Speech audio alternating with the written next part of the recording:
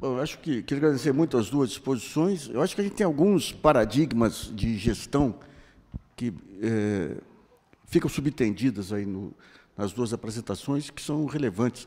Um deles é essa ideia de tratar toda a despesa pública, que é uma obrigação do Estado, como se fosse gasto.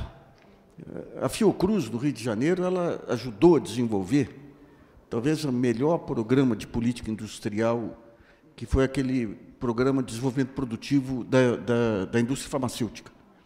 Então, ela transformou os gastos de compra de remédio em política industrial.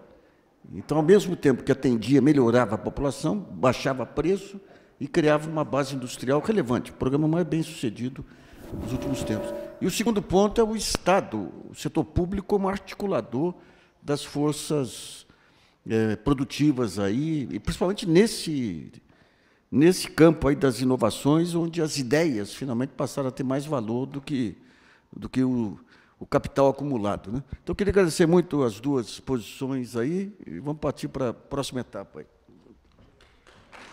Obrigado, muito bom. Obrigado a você. Obrigado a você, Fernando. Prazer.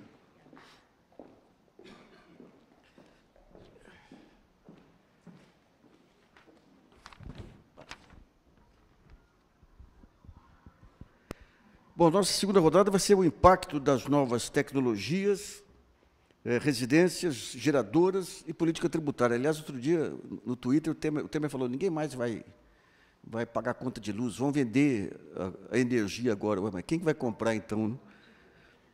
Eu queria convidar, então, o Renato Pinto de Queiroz. Ele é mestre em Planejamento Energético pelo COP, da Universidade Federal do Rio de Janeiro, pós-graduado em Administração de Empresas pela PUC-Rio, Engenharia Elétrica pela Universidade do Estado do Rio de Janeiro e pesquisador do Grupo de Economia de Energia do Instituto de Economia da Universidade Federal do Rio de Janeiro. Obrigado, Tony. E queria convidar também o Guilherme Dantas, que é doutor em Planejamento Energético também pelo COP, possui mestrado em Economia e Política de Energia e do Ambiente pela Universidade Técnica de Lisboa e graduação em Economia pela Universidade Federal do Rio de Janeiro. Aliás, outro dia eu estive no COP e fizeram uma apresentação para mim de um trem que levita, né, em cima de ímãs. Uma tecnologia fantástica, só que não tem mais como colocar em prática, porque as empreiteiras brasileiras foram dizimadas e elas eram as financiadoras daquele projeto, né? Então, passo a palavra ao Renato Pinto de Queiroz.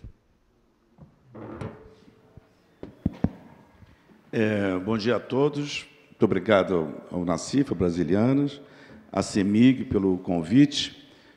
É um prazer estar aqui na CEMIG. Trabalhei 30 anos em Furnas. Furnas é uma empresa de origem aqui na CEMIG, mineira, e me lembro muito bem das grandes reuniões, saí em 72, das grandes reuniões do setor elétrico, planejamento, trabalhei no planejamento, e as reuniões aqui na CEMIG eram sempre gratificantes pela competência da casa.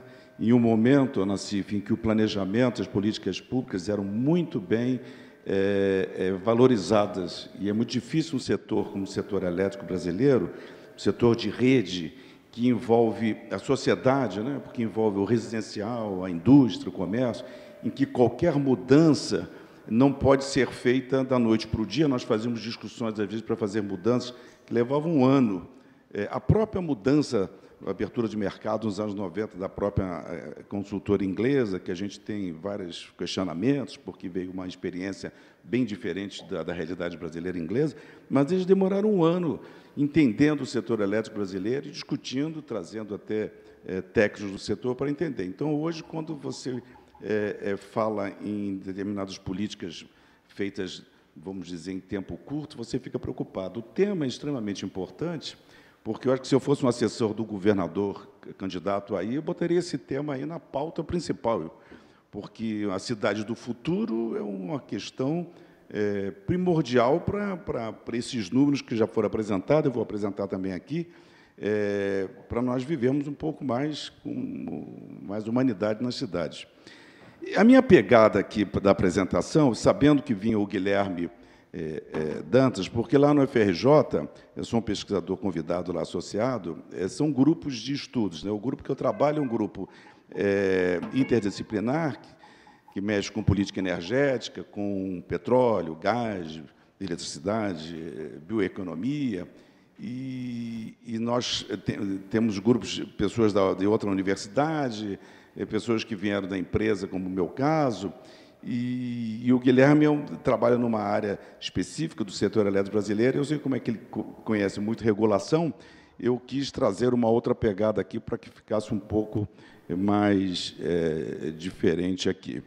Então, o meu roteiro é o seguinte. Tem que apontar isso? Isso. Eu vou falar um pouco de uma visão global da cidade inteligente. Essa visão global quer dizer como é que o mundo afora fala, já foi falado aqui pela Fabiana, o Leonardo também falou algumas questões aqui, para depois eu passar um pouco falando cidades do futuro, cidades tecnológicas, mas tem que ser humanas também, que não é só a tecnologia. Fala um pouco do Brasil e talvez perder um pouquinho de tempo aqui em cada item de reflexões.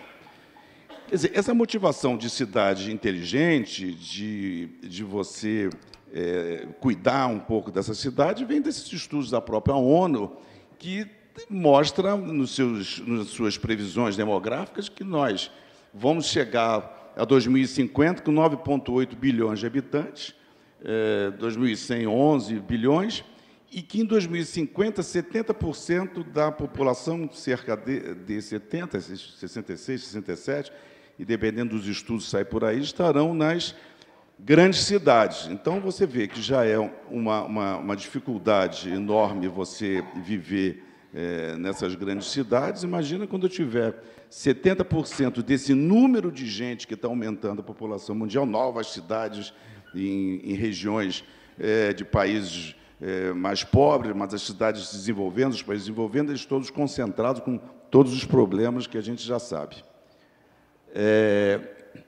E aí, ainda dentro que o mundo entende, uma visão global, porque nós, brasileiros, temos, eu acho, características muito boas, muito próprias. Existe agora passamos um momento difícil, seja um momento político, um momento de crise econômica, etc., e a gente fica com a cabeça baixa, que nós somos incompetentes, que não se faz nada, muito pelo contrário, tem muita competência. Para vocês terem uma ideia, participei muitas vezes em Furnas, em seminários, seja nacionais, com pessoas estrangeiras, ou mesmo indo para fora, ou fazendo palestra mesmo para diretores que iam para fora, que queriam entender o setor elétrico brasileiro, como é que nós criamos um setor em que você interliga regiões de hidrologia diferente, você traz energia do sul pela linha de transmissão, você traz a água, entre aspas, da região sul para a região sudeste. Tem um gráfico famoso que todos do setor elétrico já devem ter visto. Você pega lá o desenho das linhas de transmissão do Brasil, tira o desenho da linha, coloca em Portugal, vai até a União Soviética. Então, uma rede fantástica. E então nós temos capacitação própria de desenvolver muita coisa, mas somos muito dependentes de equipamentos de tecnologias estrangeiras. Então, tem que ter um pouquinho de cuidado quando se fala em tecnologia, senão não estamos importando soluções de lá ou até com pressões mesmo de fabricantes para comprarmos equipamentos. Aqui eu passei rapidamente, eu quero dar uma passada rápida, que tem um instituto, uma universidade de Navarra da Espanha, que tem uma escola de negócios que faz uma análise sobre as grandes cidades inteligentes. Eles fazem ali, eu acho que 2 anos. E quando você vê quais são são quesitos sofisticados que estão muito longe da nossa realidade. Então, vamos chegar a Nova York, a cidade considerada voltou, quer dizer, sempre, já é a segunda vez que é classificada como a mais inteligente, mas ele vê ali o seguinte, porque é um centro de negócio, tem itens assim, não é só itens se tem sensores, se tem câmera, centros de negócios, a mobilidade de Paris, as universidades de Londres, sobretudo negócios. Então, são questões, estamos longe de Nova York. Não, nós estamos longe porque nós temos muitas outras realidades para passar. E eles colocam que, para continuar sendo cidades no top, lá, inteligentes, eles têm obstáculos, como envelhecimento de populações, quer dizer, você vai ter que ter uma cidade mais para atender populações mais velhas, aumento da desigualdade, e tem uma questão que eles citam muito, quer dizer, você agora com essa incorporação de imigrantes, quer dizer, é uma outra realidade ali, pode aumentar uma pobreza, e certamente a mobilidade urbana de veículos, de carros, etc. Tal. Então, essas cidades do futuro, as cidades inteligentes, mas são cidades que têm que ser inteligentes, tecnológicas e humanas. Isso já foi sendo citado aqui da própria Fabiana, tal, quer dizer, tem algo mais do que cidade tecnológica, né? E, certamente, com a prioridade, que o Leonardo falou aqui, prioridade do cidadão. Quer dizer, você tem que escutar o cidadão, porque é aí que vai dar a realidade das necessidades.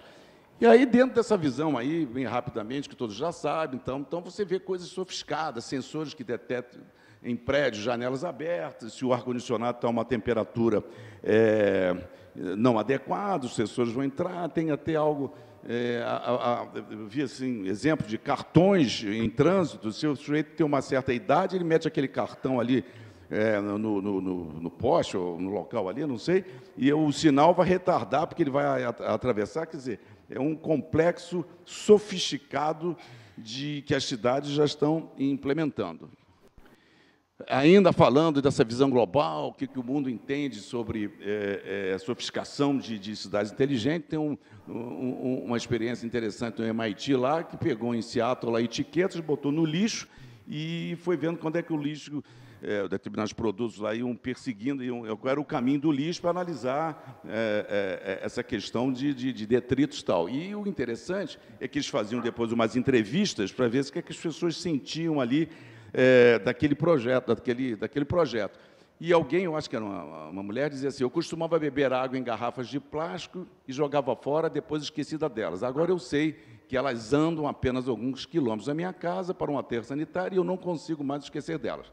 Dessa forma, parei de beber água em garrafinhas de plástico. Quer dizer, são medidas que ultrapassam até o objetivo ali, é um objetivo mais sofisticado, mais, enfim. Tem uma cidade interessante, que todos já devem saber quem mexe com isso, que é a cidade de Fujisawa, no Japão, que é uma cidade verde. Eles criaram uma cidade com 25 maracanãs, de um tamanho disso, e foram sofisticando, eram 300 mil habitantes, agora acho que são 3 milhões, e aí você vê, parece um mundo do futuro, ruas que não passa trânsito, outra que só pode andar carro elétrico e bicicleta, e aquelas todas as inovações de carros elétricos e esses sensores todos. Quer dizer, são experiências interessantes de você olhar, que é um futuro nosso aqui. Eu não sei por que não pego até umas cidades dessas padrões, numa cidadezinha, não podemos fazer também uma cidade piloto aí, com algumas tecnologias e tal. Bom, então, em suma, é isso aí. A gente, as cidades inteligentes, tem vários sensores, carro elétrico, BRTs elétricos. No Rio de Janeiro, fez um grande programa de BRT na época da Olimpíada, que extremamente importante, porque a demanda é ter reprimida, entraram os BRTs ali e eles ficaram totalmente cheios, né? Quer dizer, já não dava nem mais vazão, já chegou até atrasado, né? Hoje, com a prefeitura de lá, você tem estações até fechadas, depredadas, que a prefeitura hoje tem as suas dificuldades ali e tal, enfim. Mas fizeram um BRT a diesel. Poderia ter aproveitado experiências tipo TNA COP ou um outro tipo de combustível ali, ou pelo menos algumas linhas ali, mas talvez isso envolve outros veículos, envolve outro business, outros interesses, então botaram a diesel. Bom, está aí os postes com solar, edifícios que têm eólica lá em cima, as câmeras talvez sejam o símbolo dessas cidades inteligentes. Bom, aí já começa a querer dizer o seguinte, não é só uma cidade tecnológica, tem que ser uma cidade inteligente e humana, como a Fabiana ressaltou ali. Quer dizer, a meta principal tem que ser incorporar valores sociais e dar um bem-estar da população. É por isso que a população tem que ser ouvida, porque não adianta também encher de sensores, maravilhoso, em várias informações, elas têm que ser bem usadas, tal, não tem dúvida, e Mas continua havendo uma infelicidade ou um mal-estar ali de viver naquela cidade, né? E também até esses dados têm que ser muito analisados, que eu vi um professor numa palestra dizendo o seguinte, que no Rio de Janeiro eles controlam muito bem, no centro de controle, a velocidade da ponte Rio-Niterói, dos carros e tal, e que ele viu que em um determinado período ali, não sei quando foi, se foi de um dia ou de uma semana, diz que a média da velocidade foi 12 km/h, tanto engarrafamento da ponte. Aí a pergunta é a seguinte, para que aqueles sensores todos? Qual é a solução disso? Eu dizer que tem uma carroça, um carro andando com uma carroça e todo mundo, aqueles sensores não dizem nada. Se eu não tiver uma conclusão, uma análise, como você disse, Leona, não adianta nada. Então, é isso. Aqui é a cidade do México, em que você fazer mobilidade urbana numa cidade dessa é uma dificuldade, né? Ou ali a Rocinha, no Rio de Janeiro. Então, mobilidade urbana, como é que eu tenho questões ainda cruciais para serem resolvidas.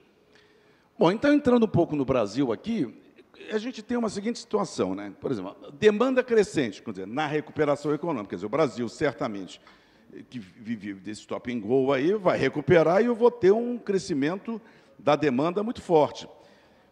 Para vocês terem ideia, por exemplo, mesmo nesta crise, o consumo de energia elétrica nas residências, se você pegar o mesmo mês, batendo maio, junho, para o junho anterior, a divulgação do MME é que cresceu 10%. Então, mesmo nesta crise, a gente teve um crescimento de 10% em residência. Eu me lembro, ainda em Furnas, no departamento de mercado, lá de consumo, quando houve o famoso plano, o cruzado, aquele plano que congelou todos, quem lembra disso, os produtos foram congelados, tal, o aumento do consumo de residencial, nós controlamos ali, projetamos ali usinas para atender um consumo futuro. Quando olhamos naquele ano, ali, aquele período, o consumo residencial ultrapassava números estratosféricos, altos. Por quê? Porque a demanda reprimida da população, a população começou a comprar eletrônicos, está tudo congelado, até dar o caos ali, que a indústria não aguentou aquilo. Então, você, rapidamente, você aumenta o consumo brasileiro molemente, facilmente. Então, eu tenho que atender, vou fazer geração distribuída, etc., mas eu tenho que atender uma demanda que pode crescer desesperadamente, né? E a expansão da oferta? Como é que é a expansão da oferta? É outra indefinição hoje. Você vai ter hidroelétricas, mas controvérsias ambientais nas condições de novas hidrelétricas. Você conversa com pessoas, mesmo dentro da universidade, da área de meio ambiente, ou outros dizem o seguinte, olha, essa expansão do setor elétrico do Tapajós não vai ocorrer, porque que é uma próxima fronteira, né, de grandes usinas, o embate vai ser de uma maneira tal que não dá. Bom, então não vamos ter hidroelétrico e tal. Então vamos ter o quê? Eólicas, solares, intermitentes. Você vai ao operador nacional do sistema, ele diz assim, olha, durante o dia, a curva da eólica é assim, cai, sobe, cai, sobe, cai, sobe. Quem é que segura aquela energia nessa intermitência? Então, vamos botar gás natural na base? Bom, se eu botar gás natural, eu tenho gás, eu vou importar a GNL, né? Então, mas quem é que vai coordenar tudo isso? Tem uma indefinição do papel da Eletrobras. Vai vender a Eletrobras, aqueles reservatórios. A empresa tem várias usinas de reservatórios que poderiam ser backups numa outra gestão de operação dessas intermitências. Eu deixo a água guardadinha ali, não fico dando pau no reservatório, não preciso ficar culpando São Pedro, porque São Pedro não é tão culpado assim desses problemas todos. O modelo do setor elétrico está vencido, mas há interesse de contratos, etc., e ninguém encara isso. Então, uma tarifa altíssima, pagamos umas tarifas mais altas do planeta. Então, nós temos um impasse do modelo do setor, temos indefinições e vamos implantar uma nova forma, que é o caminho de uma geração distribuída, nesse caos, vamos dizer assim, de política, porque agora a moda é dizer que não precisa mais nada, o Estado não precisa atuar em política energética, então, num país desse cheio de dificuldades, vou ficar ao léu só do mercado, quer dizer, mercado sem Estado não existe, mas, enfim, Então, eu tenho, no nosso assunto aqui, uma morosidade ainda da implantação da geração distribuída, a fotovoltaica mesmo, eu tenho que ter ainda tenho dificuldades, é muito caro você botar, por mais que tenha caído, tem agora uma nova regulação do BNDES, via Banco do Brasil, para você ter financiamento, botando nos seus telhados placas solares e tal, mas como é que vão ser as distribuidoras? As distribuidoras hoje têm problemas financeiros graves, em função do próprio modelo do setor elétrico. Então, nós temos indefinições tremendas, que eu chamei de desafios, para enfrentar uma nova fase de geração distribuída, que, no fundo, faz parte das cidades inteligentes, né? Só para vocês terem ideia, aqui eu tirei aqui os cenários do plano do PDE 2026 da EPE. Ela fez 2 cenários, um cenário chamou de referência e de sucesso, porque realmente com o crescimento do PIB a gente tem uma influência pela elasticidade aí do consumo de energia elétrica para saber o que vamos ser atendidos. Então, num cenário de referência, ela está o PIB, crescimento, 2017, 1,5, 1,8, 2,1, 2,7, 2,8, 2,8, 3, sei lá, uma média de 2 e poucos por cento ao ano, não é muito difícil a gente atingir, uma coisa razoável tal. E um cenário otimista de sucesso sai um pouco maior, não muito, mas sai um pouco maior. Agora, num cenário de PIB desse, como é que fica, como é que eles fizeram o consumo na rede desse período? Do período, olha lá, o consumo na rede cresceria, taxa média anual, num cenário de referência, que é o azul, que é o cenário mais baixo, 3,6%. Olha, cresceu o consumo 3,6%. De 2017, 2018, sei lá, até 2026, é muita energia que se precisa. E com aquelas indefinições todas, na hora, eu estou querendo dizer o seguinte, vou implantar uma nova tecnologia, cidades inteligentes, geração distribuída, mas eu tenho uma questão maior, que é eu fornecer energia elétrica para o desenvolvimento do país. Então, eu tenho um grande desafio, sim, de como essas novas tecnologias vão entrar, financiamento para isso, etc. Tal. Bom, o Brasil está atrasado em relação a outras ações em cidades, dessas modernizações em relação ao mundo, sem dúvida. Agora, tem uns drives que, quer dizer, inevitavelmente, nós vamos caminhar para isso, como eu repito aqui, quer dizer, a gente é um pouco dependente dessas tecnologias mundiais, né? E a gente quer importar, não coloca aqui fábricas aqui, etc., não tem tecnologia, etc. Então, é um drive ter maior digitalização, e é um avanço, não tem dúvida, do setor elétrico brasileiro. As fábricas terão um aumento de robôs, também isso é inevitável. E a gente tem muitas empresas multinacionais aqui que já vão usar robôs. Essa implantação em maior escala do Smart Grid vai ocorrer. A China instalou 300 milhões de medidores, enquanto no Brasil, menos de 5% da rede é inteligente. Então, a gente tem um espaço, não tem dúvida, de instalar isso. Maior penetração de carros elétricos. Agora, isso vai bater na geração, no consumo.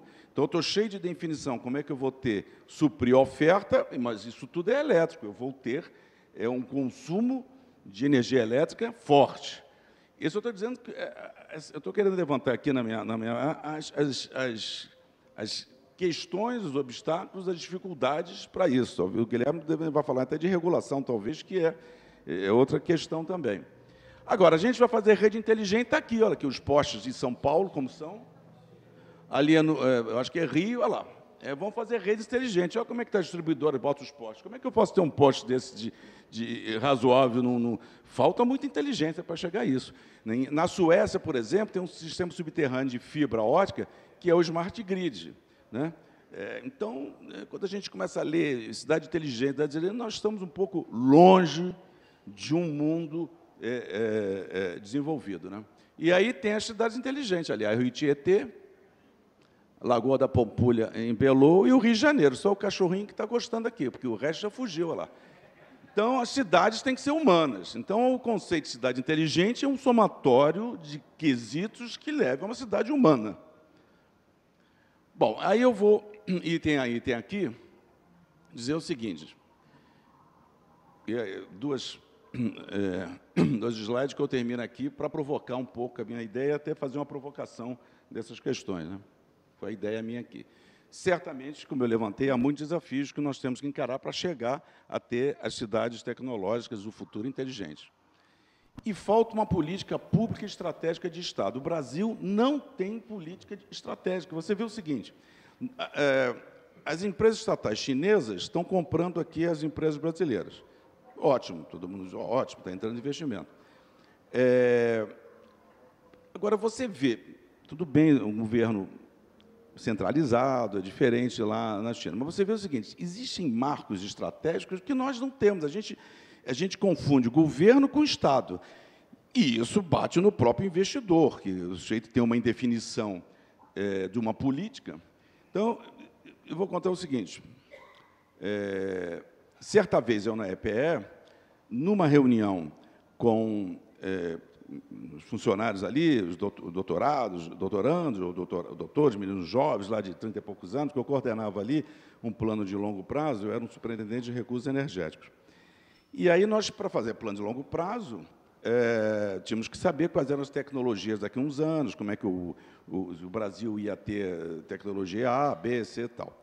E nós tínhamos umas dúvidas se carvão, nós teríamos uma tecnologia com gás e tal. Aí eu resolvi ali, como gerente ali, chamar indústria de equipamentos para multinacionais e tal. Como é que está a perspectiva de vocês? Eu, em 2030, que era 2006 a 2030 o plano, teremos, tem um nome, quer dizer, uma tecnologia de carvão com a gás, ao invés de leite fluidificado, etc. Tal. Bom, aí ele dizia que não ainda, ele tinha outras tecnologias antes de chegar a gás, etc. Não é o caso, mas o que me espantou é que estava um diretor da empresa sentado. Era uma reunião que fizemos de técnicos. E aí eu falei para ele, tudo bem, eu vou levar você ao meu diretor. Não, eu vim aqui com os meus funcionários, que eu quero escutar aqui a discussão. Tá bom, participava ali pouco. Na hora de ir embora, ele me pergunta assim, você sabe se vai ter um leilão de eólica no outro ano? Nós estamos em 2006, no final. Aí eu falei, olha, a gente pode falar com o diretor que não era o meu caso, eu trabalhava numa outra diretoria de longo prazo, diretor de elétrica que fazia eólica. Não, eu queria a sua sensibilidade. Você acha que vai ter leilão de eólica ano que vem? Eu falei, eu acho que vai ter. Mas isso, não estava entendendo, ele foi fazer essa pergunta. Por quê? Ele me disse o seguinte, quando o Brasil traça uma política, por exemplo, um leilão de eólica, e eu vou avisar a minha fábrica lá fora, olha, vamos participar de uma licitação de 2007, sei lá, o ano que for, e transfere, não é mais agora, vai ser daqui a 3 meses, vai ter 4 meses, eu chego lá, estou com saia curta. Por quê? Porque o cara diz, cara, eu estou direcionando o meu termo de engenheiro aperte, né? Quer dizer, direcionando a minha programação para não ir na Tailândia, entrar lá com os equipamentos para ir para o Brasil. Você diz que não vai haver, como é que eu faço? Né?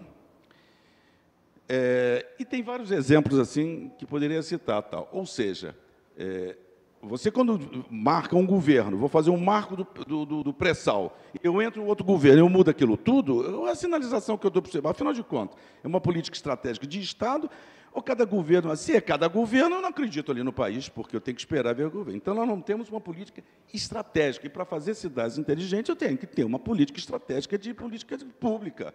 E aí eu vou fazendo o seguinte, eu não sei se é aqui ou depois na outra, eu vou ter que fazer realmente, não entra sozinho uma prefeitura para fazer uma mudança, eu vou ter que ter parceria privada, vou ter parceria com o governo federal, vou ter que parceria com novos modelos de negócios, etc., para eu montar ali. A prefeitura sozinha não consegue fazer uma transformação dessa. Eu tenho que ter realmente as parcerias. Agora, eu tenho que ter uma política pública estratégica, eu não posso chegar no ano que vem ou no outro governo, mudou, hein? A gente escrevia com a mão esquerda, agora escreve com a mão direita. Então, não vai ter mais nada disso. Não pode. Então, a gente não tem política pública estratégica de Estado. E aí, eu faço parte também de uma ONG, que é o Instituto Ilumina, um think tank, é uma ONG e tal, e a gente senta lá e discute, e estamos chamando até especialistas de várias correntes, porque ali é ouvir, enfim, o contraponto que a gente pensa e tal. E eu escutei numa desses papos, alguém falando o seguinte, por que vocês acham que os chineses estão vindo para o Brasil?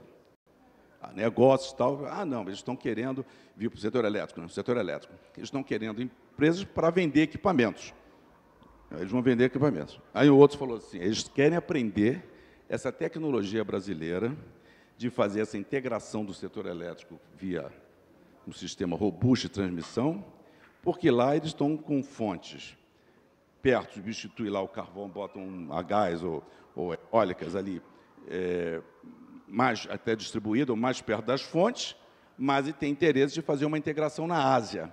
Então, eu preciso... Então, a taxa de retorno não é essa, de financeira, é uma taxa de retorno estratégica. Eu vou pagar como eu vou pagar, porque eu quero entender todo o sistema brasileiro. Então, você vê, é uma estratégia, né? É uma estratégia. Então, e a gente acha que a estratégia é vender tudo para que entre o dinheiro enfim. O outro item poder público com fraca atuação nas políticas de transporte público. Certamente, quer dizer, a ideia que eu disse do BRT lá, a hora faz um BRT, eu botar diesel no mundo das mudanças climáticas. A transformação e modernização das cidades necessita de grandes investimentos, é isso que eu já falei, parceria entre privados, poder público, nas 3 esferas, senão não sai. E novos modelos até de receitas. E mais, mesmo os projetos, as ideias, não podem ser ideias, entre aspas, populistas. Eu tenho que checar essas ideias, se eu vou ter retorno, se são viáveis. Não é uma história. Já escutei, por exemplo, que não é cidade não é questão elétrica, um candidato ao governo do Rio de Janeiro falou assim, eu vou fazer dentro do Maracanã uma universidade. Ora, que loucura, tem a UERJ em frente, por que ele vai fazer uma universidade dentro do Maracanã? Isso é aí tem um desdobramento daquilo, porque eu vou aproveitar o espaço, quer dizer, não dá mais para ter ideia populista algo que requer análise, cada projeto tem que ser muito bem analisado, o Leonardo deve saber mais do que eu, tem que ser muito bem analisado para ver se aquilo tem os resultados. E aí acho que o Estado deve capitanear as transformações, como árbitro da responsabilidade que ele tem com o bem-estar do cidadão. Ele tem que capitanear, quer dizer, tem que vir de política pública essas transformações. E treinamento de gestores públicos para isso, que, afinal de contas, são novos modelos, são novas... Os gestores públicos têm que ser treinados. Pesquisas periódicas com os cidadãos, escutar o cidadão, como escutar se o cidadão... O que o cidadão acha, o que o cidadão quer. É isso que eu já falei, as prefeituras devem analisar o custo-benefício de ideias e tal. Penúltima aqui, as prefeituras deveriam interagir com o órgão de planejamento energético. Exatamente, quer dizer, se a gente vai ter um consumo enorme de energia, tem que ter interações com o planejamento energético para saber qual é o que vai bater no consumo de energia e na oferta de energia. E, por fim, as cidades inteligentes devem trazer melhores condições de vida para os seus moradores e as tecnologias devem contribuir para esse objetivo. O que eu quero passar aqui é o seguinte, não é só uma questão tecnológica, é uma questão que envolve o bem-estar humano, o bem-estar do cidadão, e o Brasil tem uma complexidade enorme que tem que ser muito bem pensada para a implantação disso tudo. Muito obrigado.